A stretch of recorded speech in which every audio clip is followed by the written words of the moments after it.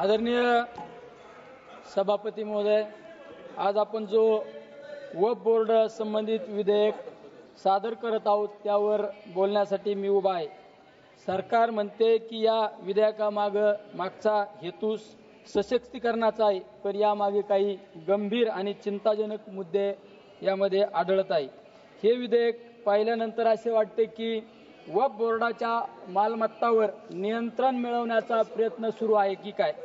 सशक्तीकरणाच्या नावाखाली संस्थेला कमजोर करण्याचा धोका या ठिकाणी दिसतोय। सभापती महोदय, आपण सत्तेत आलो तेव्हा छत्रपती शिवराय महाराजांचे नाव घेतले, पण सत्ता मिळाल्यानंतर त्यांच्या विचारांना सोडून चाललो आहोत, हे दुर्दैव आहे।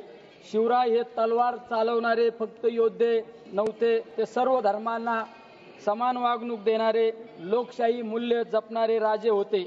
त्यांनी समाज, धर्म, पंथ, जात, भाषा न पाहता सगळ्यांना सोबत घेतलं। त्यांनी माणूस पाहिला आणि माणुसकीला जागवला। म्हणून मला आठवती ही लहानशी कविता, शिवरायांचा विचार, सर्व धर्मांना मान दिला, प्रत्येकाला सन्मान दिला, सर्व धर्मांना मान दिला, प्रत्येकाला सन्मान दिला, जातीपातीचा नको भेद, साऱ्यांना दिला एकच वेद, जातीपातीचा नको भेद, साऱ्यांना दिला एकच वेद, न्याय करूया धैर्य अपार, असाच होता शिवरायांचा विचार, न्याय करूया धैर्य अपार, असाच होता शिवरायांचा विचार। सभापती महोदय, या विधेयकात असं म्हटलं जातं की वक्फ बोर्ड सशक्त करायचं आहे, पण प्रत्यक्षात त्यांचे अधिकार सरकारकडे हस्तांतरित होत आहे। देशभरात वक्फ बोर्डाकडे सुमारे 9.4 लाख एकर जमीन आहे, त्याची अंदाजे किंमत 1.2 लाख कोटी रुपये आहे। प्रश्न इतकाच आहे, हे वक्फ बोर्डाचं सशक्तीकरण आहे की त्यावर ताबा मिळवण्याचा डाव। अध्यक्ष महोदय, मी या निमित्ताने काही ठोस मुद्दे आपणासमोर मांडत आहोत। वक्फ बोर्डाचे अधिकार कमी न करता योग्य बदल करून त्यामध्ये सुसूत्रता आणण्याचा प्रयत्न करावे। सशक्तीकरणाच्या नावाखाली संस्थेचे स्वातंत्र्य हिरावू नये। संबंधित अल्पसंख्याक समाजाच्या भावना लक्षात घेता त्या समाजाचे प्रतिनिधित्व त्या बोर्डामध्ये पुरेशा संख्येने असावेत।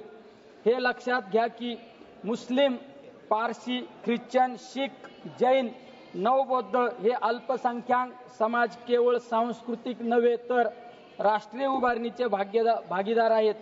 सायरस पुनावाला पारसी समाजाचे ज्यावेळेस कोविडची महामारी आली त्यावेळेस त्यांनी कोविडची लस बनवून हजारो लोकांचे जीव वाचवण्याचा प्रयत्न केला। त्याचबरोबरीने रतन टाटा, जी.आर. टाटा हे पारसी समाजाचे होते।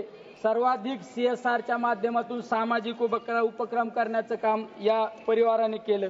त्याचबरोबरीने अब्दुल कलाम एक शास्त्रज्ञ आणि देशाचे राष्ट्रपती म्हणून आदर्श काम करणारे व्यक्तिमत्व मुस्लिम समाजाचे होते। अजिम प्रेमजी विप्रो कंपनीचे मालक आणि त्यांनी सर्वाधिक CSR सामाजिक कामासाठी खर्च केलेला आहे। त्याचबरोबरीने मदर टेरेसा ख्रिश्चन समाजाच्या कुष्ठरोग्यांसाठी आपलं जीवनाचं शेवटच्या क्षणापर्यंत कुष्ठरोग्यांची सेवा करण्याचं काम आमच्या मदर टेरेसांनी केलं, त्या एका ख्रिश्चन समाजाच्या।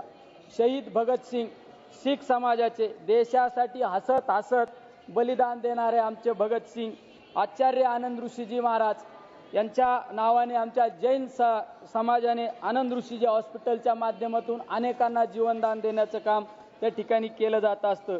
वक्फ बोर्डाच्या अध्यक्षाची पूर्वी लोकशाही पद्धतीने निवड होत होती, आता सरकार थेट नेमणूक करणार आहे। ही बाब संविधानाच्या विरोधात आहे। अध्यक्ष महोदय, वक्फ बोर्डावरील निर्णय आधी बोर्ड घेत असे, आता तो निर्णय एक सरकारी अधिकारी घेणार, याचा अर्थ सरकारचा हस्तक्षेप यामुळे वाढेल।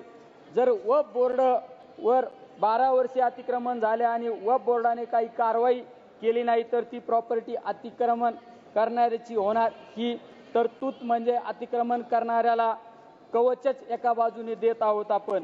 अध्यक्ष महोदय, आर्थिक व्यवहारावर पूर्वी राज्य सरकारचे ऑडिट होत असे, आता ते अधिकार कॅगकडे देऊन थेट त्रास देण्याचा धोका निर्माण होत आहे यामध्ये।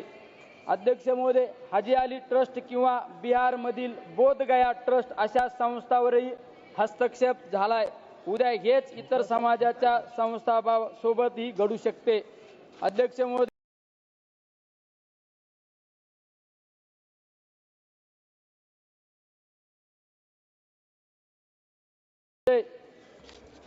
सभापती महोदय, आपले संविधान धर्मनिरपेक्ष आहे. संविधानातील हे मूल्य फक्त पुस्तकापुरतं न ठेवता कृतीत उतरवणे आवश्यक आहे.